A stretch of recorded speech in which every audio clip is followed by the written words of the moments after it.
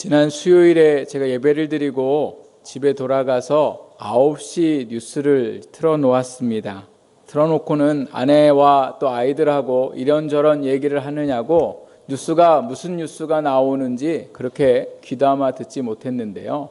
갑자기 제 귀에 솔깃한 뉴스가 들렸습니다. 뭐였냐면요. 프로농구 감독 중에 정창진 감독이라고 있는데 그 감독이 선수들을 훈련시키는 훈련이 논란이 됐습니다.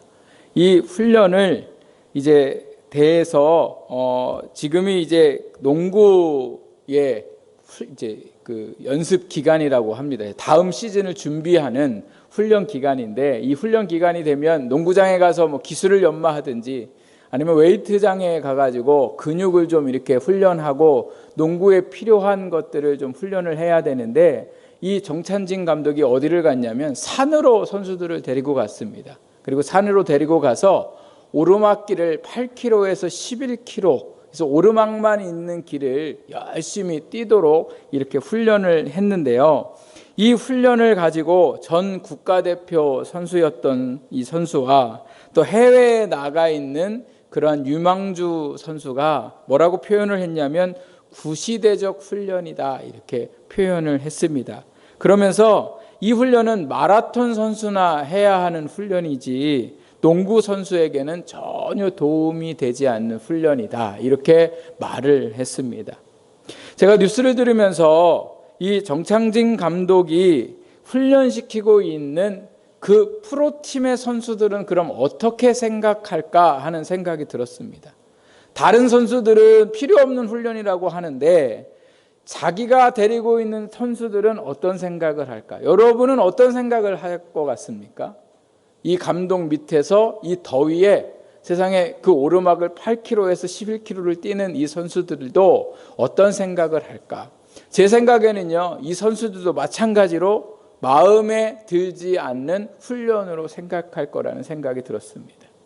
그럼에도 불구하고 감독이 뛰라고 하니까 감독 말을 듣고 훈련을 하는 거지 그렇게 이 훈련을 기쁘게 생각하거나 좋게 생각하지는 않을 거다라는 생각이 들었습니다.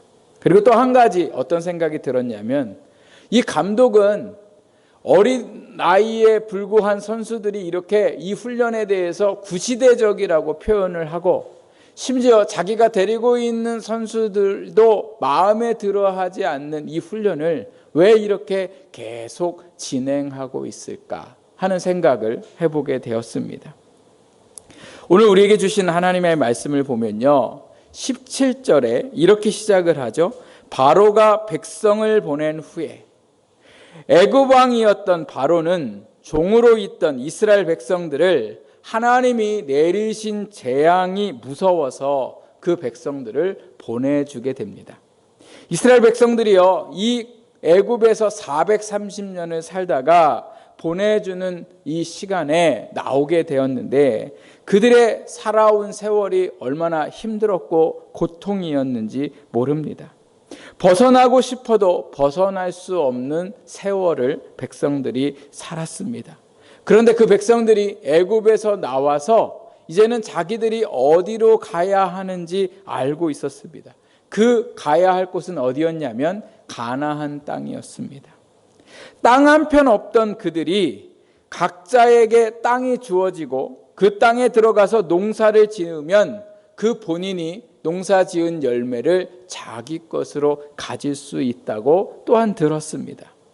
생각해 보면 얼마나 기대가 컸을까요? 430년 동안 또 그 아버지는 주인을 위해서 일하고도 어떠한 녹을 받거나 어떠한 대가를 받지 못했는데 이제는 자기들은 자기의 땅을 가지고서 그 땅에 들어가 농사하여 열매를 거두어서 내가 가질 수 있다니 이게 얼마나 큰 축복입니까? 백성들이 얼마나 많은 기대를 가지고서 그곳에 가려고 했는지 이루 말할 수 없이 흥분하고 하루 빨리 그곳을 가고 싶어 했더라는 거죠. 그래서 어떤 사람들은 아마 모세에게 물었을 거예요. 도대체 이 가나안 땅까지 얼마나 걸립니까? 이렇게 물었을 때에 모세는 아마 그 땅을 가는 시간들도 얘기해 줄 거라 생각이 들었습니다. 그런데 오늘 제가 여러분에게 주보에 지도 하나를 넣어드렸잖아요. 오늘 말씀에 보면 어떻게 말씀하고 있냐면요. 하나님께서 이스라엘 백성들을 가나안 땅으로 인도하시려고 하는데 17절 말씀에 보니까 뭐라고 말씀하고 계세요? 어느 길이 가깝다고 말씀하고 계세요? 블레셋 사람의 땅의 길은 가깝다 이렇게 말씀하세요. 여러분 지도 보세요. 제가 지도 중에 빨간 표시로 이제 동그라미 쳐놓은 데에 뭐라고 써 있습니까? 고센. 여기가 이스라엘 백성들이 애굽에서 살던 땅입니다. 그 땅에서 점선 위로 오른쪽 위로 보면 점선을 따라 쭉 가다 보면 중간에 필리스티아 땅으로 가는 길 나오죠. 여기가 어디냐면 블레셋 사람의 땅의 길로 가는 거예요. 그래서 그 길로 쭉 점선을 따라 올라가다 보면 큰 굵은 글씨로 가나안, 저 지도 끝에까지 보면 그렇게 써 있는 것을 보게 되죠. 그러니까 이 길이요, 어떤 길이라고요? 가까운 길이라는 거예요. 요 고센 땅에서 나와서 요 길까지 가는데 얼마나 걸리냐면 약 4일 길이 걸린다고 합니다. 그러니까 4일만 지나면 자기에게 뭐가 생기는 거예요? 땅이 생기는 거예요. 한 번도 가져보지 않았던 그 땅을 이스라엘 백성들이 갖게 됩니다. 근데 그 땅에 들어간다고 해서 무조건 땅을 얻는 게 아니라 그 땅에 살고 있는 사람들과 뭐 해야 돼요? 전쟁을 해야 돼요. 그래서 그들을 쫓아내야 내 땅이 될 수 있는데 백성들은 지금 그 전쟁도 별로 뭐예요? 걱정이 안 되는 거예요. 지금 뭐만 생각 들어요? 내가 그 땅에 들어가면 땅을 얻겠다 하는 그러한 마음만 이 백성들에게 들었습니다. 그러니 얼마나 빨리 가고 싶겠어요. 그런데 문제는 뭐냐? 백성들은 이렇게 들떠있고 하루빨리 그 땅을 가고 싶어 했는데 하나님은 그 4일이면 되는 길을 내버려 두고 어떻게 하셨습니까? 18절을 한번 볼까요? 그러므로 하나님이 홍해의 광야길로 돌려 백성을 인도하심에 이스라엘 자손이 애굽 땅에서 대열을 지어 나올 때에 이렇게 말씀하고 계세요. 블레셋 사람들이 가는 길, 원래 모든 사람들이 애굽에서 나와서 가나안 땅에 가는 길로 안 가고 어느 길로 갔대요? 홍해의 광야길로 갔다는 거예요. 여러분 다시 한번 지도 보세요.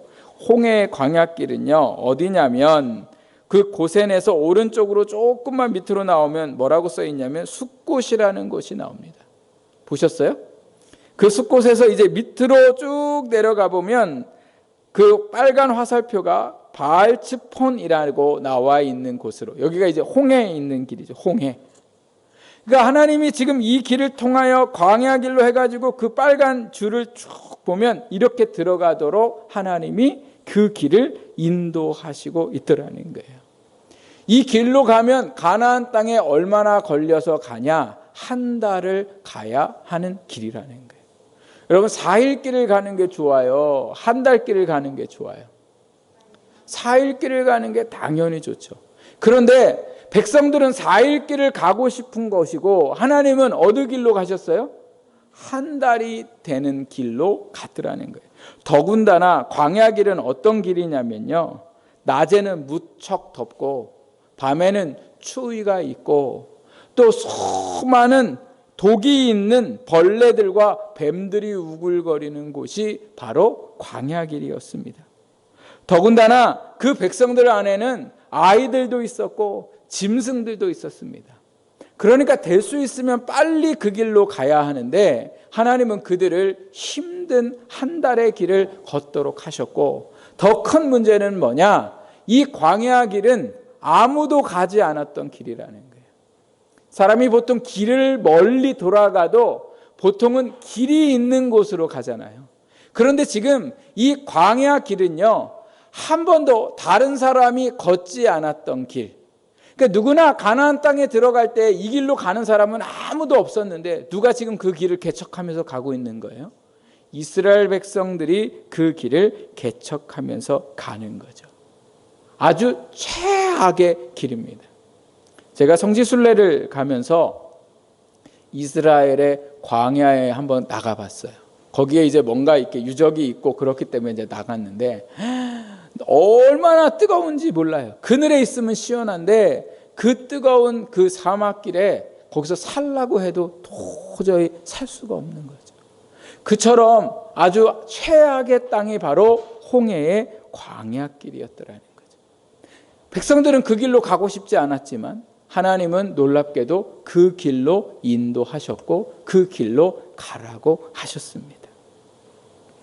사람은 누구나 좋은 길로 가고 싶습니다. 빠른 길로 가고 싶고 평탄한 길로 가고 싶죠.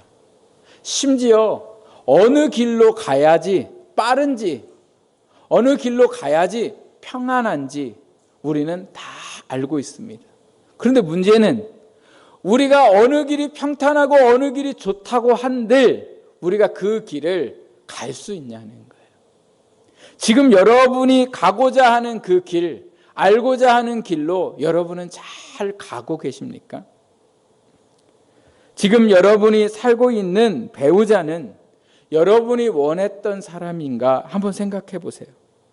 지금 여러분이 생각한 결혼 생활은 내가 결혼하기 전에 꿈꾸었던 행복한 결혼의 길인지 아니면 생각지 못할 배우자의 그 삶을 통해서 어려운 광야길을 걷고 있지는 않은지. 사람의 관계에 있어서도 마찬가지죠. 누가 사람과 관계를 맺으며 살아갈 때에 안 좋게 살아가고 싶습니까? 누가 갈등 가운데 살아가고 싶습니까? 늘 좋은 관계 속에 평탄한 길의 관계를 가고 싶잖아요. 그런데 막상 오늘 우리가 살고 있는 현실은요, 얼마나 오해와 갈등과 또 그 사람을 이기기도 해야 되고 그 사람 때문에 내가 져야 하기도 하고 패배해서 그 사람으로 인해 손해도 볼 수밖에 없는 그 길로 우리가 걸을 때가 얼마나 많은지 모릅니다. 어떤 부모와 자녀가 갈등 가운데 살고 싶겠습니까? 그런데 오늘 우리의 현실을 바라보면요, 그 나이 어린 아이와도 어떻게 해요? 부모와 갈등이 있을 때가 많습니다. 또 머리가 크고 이제는 부모를 떠났던 자녀들과의 말 한마디의 서운함과 생각지 못한 일들로 인해서 부모와 자녀가요, 갈등의 광야의 길을 걸을 때도 있죠. 직장에서도 마찬가지죠. 누가 동료와 안 좋게 지내고 싶겠습니까? 누가 상사와 관계가 껄끄러운 삶을 살고 싶겠습니까? 누가 밑에 부하 직원과 누가 그렇게 안 좋게 관계를 맺으면서 살고 싶겠냐는 거예요. 그러나 오늘 우리의 현실을 보면 관계가 광야길인 분들도 많은 것을 볼 수가 있습니다. 가정에서도 마찬가지고 직장에서도 마찬가지고 교회 안에서도 마찬가지죠. 교회 안에서도요, 많은 갈등들이 있어요. 지난주에 어떤 목사님하고 통화를 하다가 보니까 목사님이 부목사님이신데 담임 목사님하고 관계가 너무 안 좋은 거예요. 너무 힘들대요.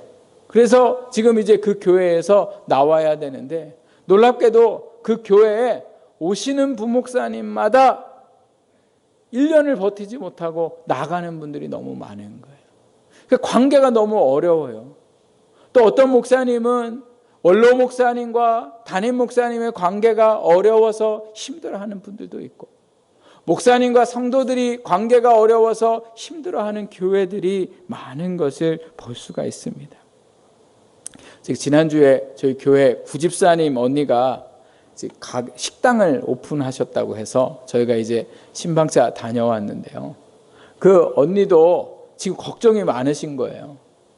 지금 이 시대에 음식은 이제 장사는 시작했고 또 잘 돼야 생각했는데 또 휴가철이고 또 여러 가지 사정상 손님이 없으니까 어떤 마음이 들어요?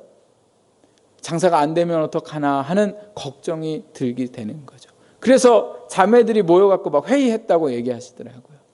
여러분, 어떤 사람이 장사를 시작하면서 광야길을 걷고 싶겠습니까? 그러나 오늘 살다가 보면 우리가 생각지 못할 광야의 길을 걷게 될 때가 많습니다. 질병의 광야의 길을 걷고 있는 분들도 있습니다. 이 병원 저 병원 다니면서 돈은 돈대로 쓰고 몸은 몸대로 상하고 회복되지 않으면 얼마나 사람이 짜증이 나고 힘이 드는지 모릅니다. 그러한 오늘 우리의 인생에 광야의 길을 걸을 때에 가만히 생각해 보면 하나님은 도대체 뭐 하고 계시는 걸까 하는 생각이 들 때가 있어요. 내가 기도도 하고 내가 예배도 드리고 구하라고 해서 구해서 나를 좀 이 광야 길에서 좀 벗어나게 좀 해달라고 그렇게 하나님 앞에 내가 구하며 사는데, 안 믿는 사람들이 광야 길 가는 건 괜찮은데, 하나님 믿으면 구원하신다고 하는데, 하나님 믿으면 내 삶에 좋게 해주시겠다고 하는데 도대체 하나님은 뭐 하고 계시는 걸까? 여러분 이런 생각 안 드세요? 저는 이런 생각이 가끔 들어요. 목사인데도 하나님 왜 이 길로 가게 하실까? 또 혹 내가 잘못했으면 이 광야의 길을 가지 않도록 좀 막아주시고, 또 내가 잘못했더라도 이 광야의 길에서 좀 나를 빨리 벗어나게 해주시면 좋은데 왜 이렇게 나의 인생을 광야의 길로 걷게 하실까? 다시 17절 말씀을 볼까요? 같이 한번 17절 말씀을 보겠습니다. 바로가 백성을 보낸 후에 블레셋 사람의 땅의 길은 가까울지라도 하나님이 그들을 그 길로 인도하지 아니하셨으니 이는 하나님의 말씀하시기를 이 백성이 전쟁을 하게 되면 마음을 돌이켜 애굽으로 돌아갈까 하셨음이라. 왜 사흘 길을 놔두고 한 달 길을 걷도록 하셨을까? 오늘 하나님이 왜 그러셨대요?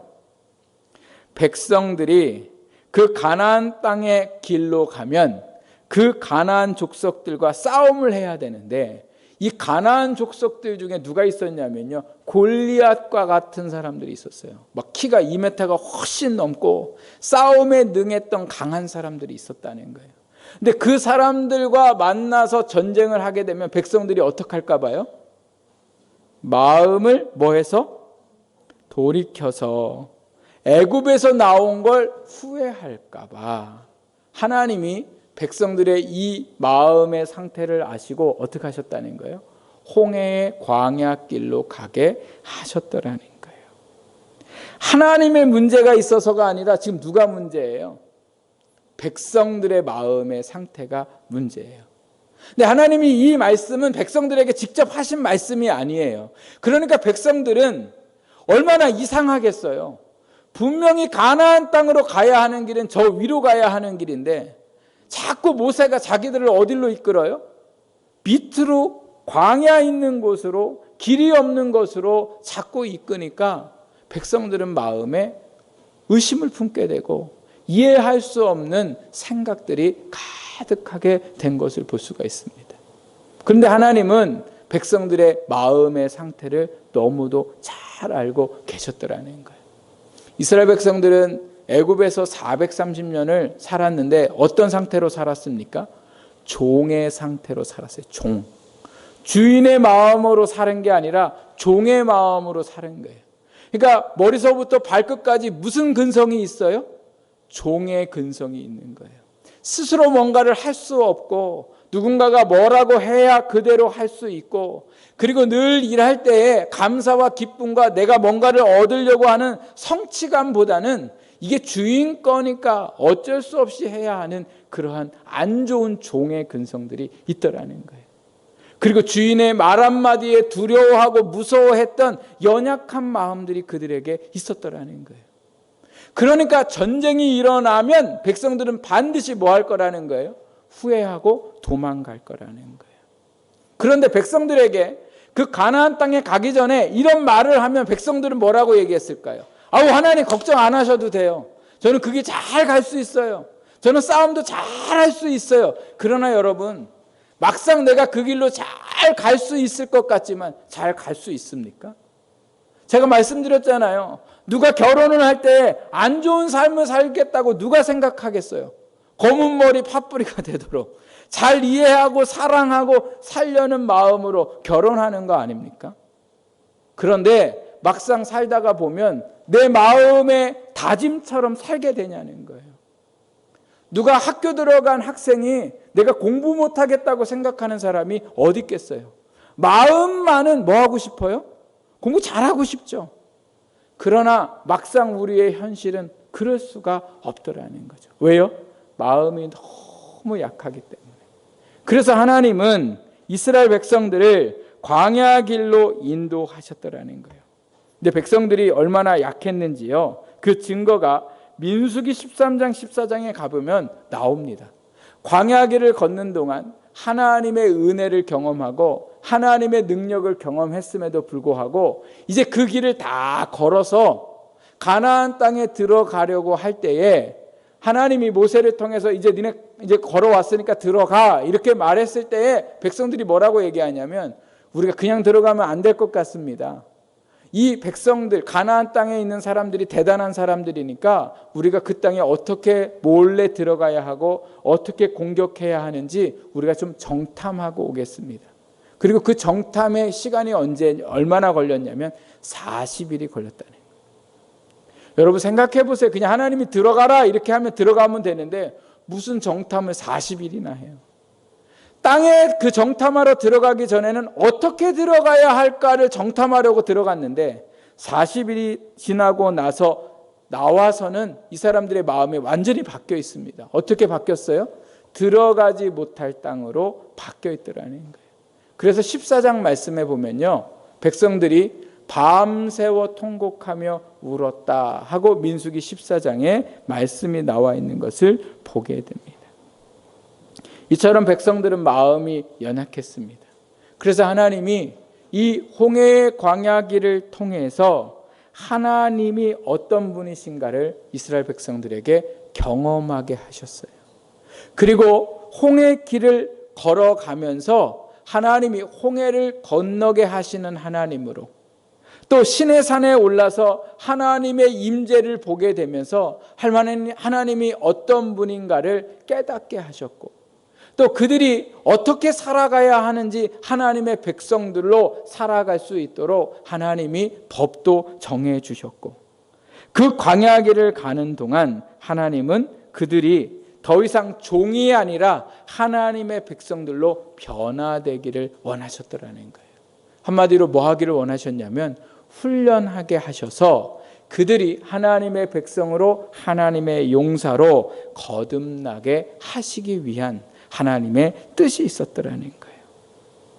그리고 중요한 것은 이 험난한 광야길을 걷는 동안 그들을 그냥 내버려 두시지 않았더라는 거예요. 어떻게 하셨습니까? 21절 22절 말씀을 우리 같이 보겠습니다. 여호와께서 그들 앞에 가시며 낮에는 구름 기둥으로 그들의 길을 인도하시고 밤에는 불 기둥을 그들에게 비추사 낮이나 밤이나 진행하게 하시니 낮에는 구름 기둥 밤에는 불 기둥이 백성 앞에서 떠나지 아니하니라. 지금 장마철이잖아요. 장마철이 있을 때에 하늘을 보면 먹구름이요, 전체에 있는 게 아니라 어떻게 있어요? 군데군데 있잖아요. 그래서 같은 청주에서 보는데 이 수곡동에는 먹구름이 껴있는데 저쪽 지나서 영운동에는 오히려 하늘이 맑을 때도 있는 거예요. 그게 얼마나 신기해요. 그런데 이스라엘 백성들이 그 광야길을 다 걷는 동안 그 뜨거운 태양볕의 낮에는 구름 기둥이 그들이 머무는 곳만 있고, 또 겨울에는 너무 추운데 그들이 있는 곳에만 불기둥이 있어서 그들이 추위를 견딜 수 있도록 하나님이 그들에게 구름 기둥과 불 기둥으로 함께 하셨더라는 거예요. 생각 같아서는 홍해의 광야길이 너무도 어려운 것 같지만 하나님이 그들에게 뭐를 주셨어요? 구름 기둥과 불 기둥으로 그들을 보호하셨고, 또 그 구름 기둥과 불 기둥을 잘 따라가면 비록 광야길이지만 그 광야의 길을 잘 지날 수 있도록 하나님이 그들을 인도하셨더라는 거죠. 이것이 하나님의 계획이셨어요. 하나님의 계획은 이스라엘 백성들에게만 있는 게 아닙니다. 오늘 우리에게도 하나님은 계획하고 계시고, 우리의 믿음이 성숙하게 하시고, 우리가 하나님의 백성으로 이 땅을 잘 살아나갈 수 있도록 하나님은 우리에게 뭐예요? 훈련하고 계시는 거죠. 그 훈련이 바로 뭐예요? 광야의 길을 걷게 하시는 거예요. 우리는 평탄한 길, 좋은 길, 가까운 길을 좋은 길이라고 생각하지만 오늘 하나님이 우리에게 주신 그 길은 광야 길이어도 하나님이 그곳에 구름 기둥과 불 기둥으로 우리를 뭐예요? 인도하고 계시는 거예요. 그러니까 오늘 우리가 광야 길을 살아도 뭐만 따라가면 돼요? 구름 기둥과 불 기둥을 따라가면 되는 거죠. 그럼 하나님이 오늘도 우리에게 주시는 구름 기둥과 불 기둥이 무엇이겠습니까? 그것은 바로 오늘 우리가 늘 손에 주일이면 들고 다니는 이 말씀. 이 말씀이 오늘 우리의 구름 기둥이고 불 기둥이에요. 그래서 오늘 우리가 살아가야 할 우리의 삶의 모든 방향은 무엇으로 설정합니까? 오늘 이 말씀으로 우리가 설정하고 말씀대로 살아갈 때에 오늘 우리가 이 광야 같은 세상에서 어떻게 해요? 살아갈 힘을 얻고 보호를 받고 하나님의 역사를 경험하게 되는 거죠. 또한 오늘 우리에게 주신 구름 기둥과 불 기둥이 뭐예요? 하나님 앞에서 시간 드리는 우리의 예배가, 하나님 앞에 시간을 정해놓고 기도하는 우리의 기도 시간이 하나님께서 오늘 우리에게 주시는 구름 기둥과 불 기둥입니다. 그래서 오늘도 이 험악한 세상 속에 광야 길을 걸을 수밖에 없는 우리의 인생 속에 하나님이 우리를 인도하시는 이 구름 기둥과 불 기둥을 잘 따라갈 때에 오늘도 우리가 이 길 속에 하나님의 놀라운 은혜를 경험하는 역사가 일어나게 됩니다. 오늘 광야의 길은 나를 죽이는 길이 아니라 하나님께서 이 험악한 세상에 나를 살아갈 수 있도록 훈련시키는 길임을 믿습니다. 그래서 오늘도 우리가 어떤 길에 있을지라도 걱정하고 염려하고 두려워하고 마음을 돌이켜 포기하려고 하는 게 아니라 뭐 해야 돼요? 그럴수록 우리에게 주신 구름 기둥과 불 기둥을 쫓아서 살아가는 오늘 우리의 믿음이 되어야 됩니다.